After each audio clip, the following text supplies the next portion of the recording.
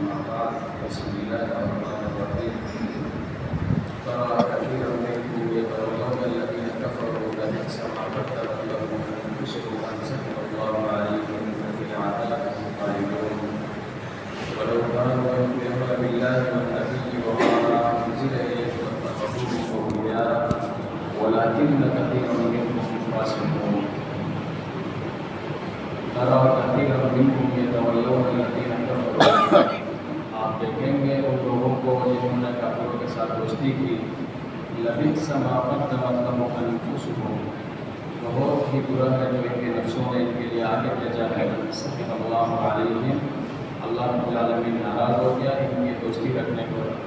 وفی العذاب هم خالدون اور ہمیشگی والے عذاب میں ہوں گے ولو كانوا يؤمنون بالله والنبي اگر وہ ایمان لاتے اللہ اور اس کے رسول پر وما انزل الیہ اور اللہ کی طرف سے اتاری گئی چیزوں پر یہ ایمان لاتے متخذوهم اولیاء یہ کبھی بھی دوستی نہ کرتے لوگوں سے کفر کیا تھا ولکن کثیرا منهم فاسقون لیکن ان میں سے زیادہ تر لوگ نافرمان ہیں۔ یہ آیات مدینہ کے یہود کے بارے میں ہے جنہوں نے مکہ کے مشرکین کے ساتھ اور مدینہ کے منافقین کے ساتھ دوستی لگائی اور ان کی مدد کرتے تھے، یہ جانتے ہوئے بھی کہ یہود تورات کی تعلیمات کے مطابق کافر ہے، ان کے ساتھ دوستی لگانا حرام ہے، اس کے باوجود یہ لوگ ان سے دوستی لگاتے تھے۔ تو ان کے اس فعل پر اللہ رب العالمین نے ان کا انجام بتایا کہ اللہ رب العالمین نے کہا سخط اللہ علیہم اللہ رب العزت ناراض ہو گئے ان سے وہ ہمیشگی کے عذاب میں چلے گئے۔ اللہ رب العزت نے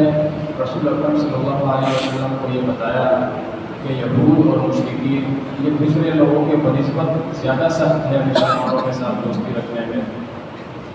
کیونکہ انبیاء علیہ السلام کا قتل بھی انہوں نے کیا اور کئی بار رسول اکرم صلی اللہ علیہ وسلم کو شہید کرنے کی بھی کوشش کی، ان کو زہر بھی دیا گیا، آپ صلی اللہ علیہ وسلم کو جادو بھی کیا گیا اور ان کے خلاف مکہ کے مشرکین کو کبھی اکٹھا کر کے ان کے خلاف جنگ بھی لڑی ہے۔ اس لیے رسول اللہ صلی اللہ علیہ وسلم نے ان کے بارے میں بتایا یہود کے بارے میں دوستی تو ان سے دور کی بات ہے، رسول اللہ صلی اللہ علیہ وسلم کو سلام تک نہ کرو لا تقتلوا اليهود ولا النصارى بالسلام، ان کے ساتھ سلام تک نہ کرو، اگر یہ آپ کو سلام کہیں تو آپ وعلیکم صرف کہو وَإِذَا لَقِيتُمُوهُمْ فِي طَرِيقٍ فَاسْتَرْهُوهُمْ إِلَىٰ أَذْيَقِهِمْ اگر یہ آپ کو ایک راستے میں آئے سامنے تو ان کو تکلیف دو، ان کو تک راستے کی طرف دھکیل دو،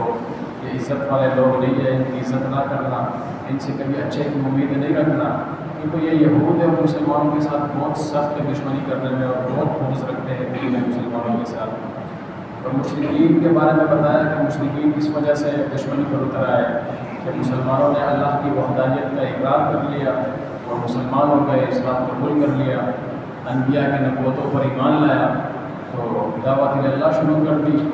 تو ان کے دکانیں بند ہو گئی اور ان کو غصہ آ گیا، دشمنی پر اتر آ گئے اور یہ کفر اور شرک کے اندھیرے میں بھٹکتے رہے اور یہ آج تک بھٹک رہے ہیں مشرکین۔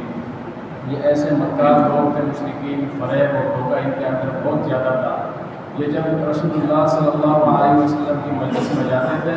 تو کہتے تھے فقالوا آمنا معكم، ہم تو ایمان لائے، ہم آپ کے ساتھ ہیں، لیکن جب مجلس سے اٹھ کے چلے جاتے تھے تو کہتے تھے اپنے سرداروں کے پاس جاتے تھے،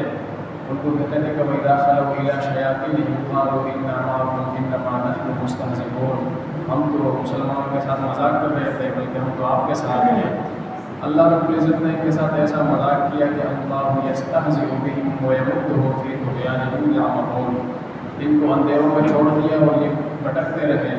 اللہ نے کہا فما ربحت تجارتہم وما کانوا مہتدین، انہوں نے نہ دنیا میں کوئی فائدہ حاصل کیا نہ ان کا آخرت میں کوئی فائدہ حاصل ہوا ہے، انہوں نے ہدایت کے بدلے ضلالت کو خرید لیا ہے، یہ ایسے لوگ تھے۔ محترم بھائیو، ان یہود اور مشرکین کے ساتھ دوستی رکھنا یہ ایمان کا خطرہ ہو سکتا ہے۔ اللہ رب العزت کے بارے میں فرماتے ہیں مشرکین کے بارے میں کہ انما المشرکون رجس، یہ مشرک جو ہے یہ پلید لوگ ہیں، ان کے ساتھ اٹھنا بیٹھنا، ان کے ساتھ کھانا اور ان کے ساتھ دوستی کرنا یہ آپ کے ایمان کو خطرے میں ڈال سکتا ہے۔ اللہ رب العزت سے دعا ہے کہ اللہ ہمیں ان جیسے لوگوں کی دوستی سے محفوظ رکھے اور اللہ ہمیں نیک لوگوں کی صحبت نصیب فرمائے۔ اقول قولی ھذا استغفر اللہ علی ولکم۔